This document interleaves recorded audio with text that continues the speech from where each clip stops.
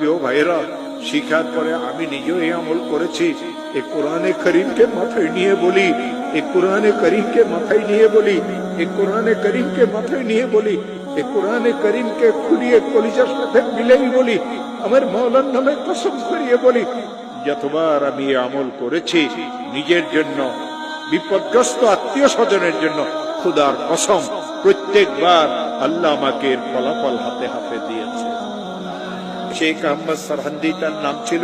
তিনি তার কিতাবে আমল শিখাইছেন, কোন মুসলমান যদি ঋণগ্রস্ত হয়, এত ঋণ হয়ে গেছে, আদায়ের কোনো ব্যবস্থা নাই, খেতে ফসল হয় না, দোকানটা অচল হয়ে গেছে, ছেলেটা বিদেশে গিয়ে ফাঁসিয়ে গেছে, থাকতেও পারে না, আসতেও পারে না, 2-3টা মেয়ে ঘরে উপযুক্ত, কারো বিবাহ হয় না, একটা মেয়েকে বিবাহ দিয়েছিল, তালাক নিয়ে মেয়েটা ঘরে চলে আসছে, ছেলেটা খারাপ ছেলেদের সাথে মিশিয়ে মদ জুয়ার অভ্যস্ত হয়ে গেছে।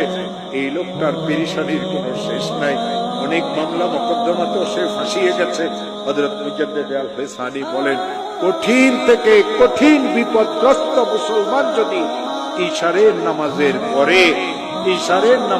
পরে তাসবিহ হাতে নিয়ে যেই দরুদ শরীফ পড়তে জানে, 100 বার দরুদ শরীফ পড়বে।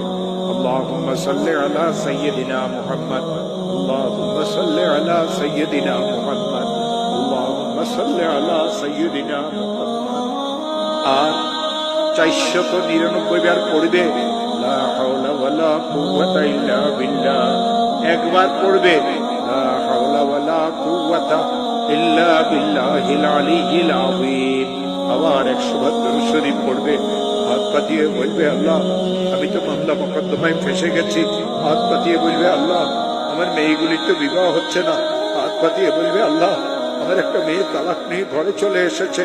হাত পাতিয়ে বলবে, আল্লাহ আমি মামলা মোকদ্দমাতে ফাঁসিয়ে গেছি। হাত পাতিয়ে বলবে, আল্লাহ আমার খেতে ফসল হয় না। হাত পাতিয়ে বলবে, আল্লাহ আমার ব্যবসাটা অচল হয়ে গেছে। হাত পাতিয়ে বলবে, আল্লাহ আমি সন্ত্রাসীদের দ্বারা কবলিত। হাত পাতিয়ে বলবে, আল্লাহ আমার ছেলেটা তো বিদেশে গিয়ে ফাঁসিয়ে গেছে। হাত পাতিয়ে দিয়ে বলবে, আল্লাহ আমার আরেকটা ছেলে তো অনেক খারাপ হয়ে গেছে, আমাকে মারধর করতে চায়। মাওলা তুমি আমাকে বিপদ থেকে মুক্ত করে দাও। আমার হাতে এই কোরআন আছে। দেওবন্দ মাদ্রাসার একজন বড় মুহাদ্দিস হযরত মাওলানা মুফতি আমিন সাহেব পালানপুরি, তিনি আমাকে আমল শিখাইছেন।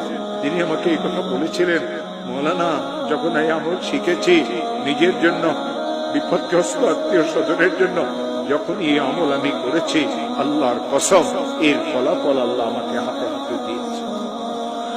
তো আমার প্রিয় ভাইয়েরা, শিখার পরে আমি নিজেও এই আমল করেছি। এই কোরআনে কারীম